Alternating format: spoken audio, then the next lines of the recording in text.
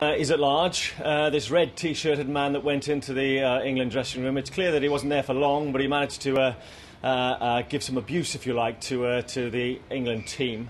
He was very quickly dealt with by the FA within the dressing room, but of course the security outside that he'd managed to breach is FIFA's security, and he was taken out by a FIFA official and effectively let go. And at that stage it wasn't reported to the South African police, and that will form obviously part of the investigation. Why wasn't it?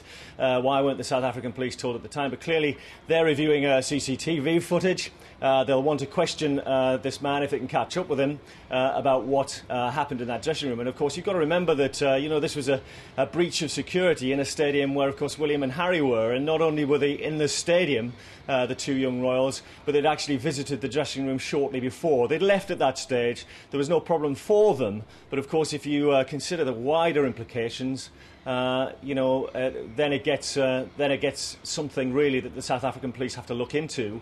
The FA clearly have complained vigorously, I'm told, to FIFA, and they'll not want this to happen again. For instance, in Port Elizabeth next Wednesday, and of course FIFA will not want it to happen at any of the stadia during the World Cup, during the month of the World Cup, because it is a serious breach. On the face of it, it's an angry fan who got into the dressing room and wanted to say things to the players about their performance. But, when you consider who else might have been able to gain access to that dressing room, people with a more malign intent, then you start to worry about it. And clearly it is something that the South African police have to take very, very seriously indeed.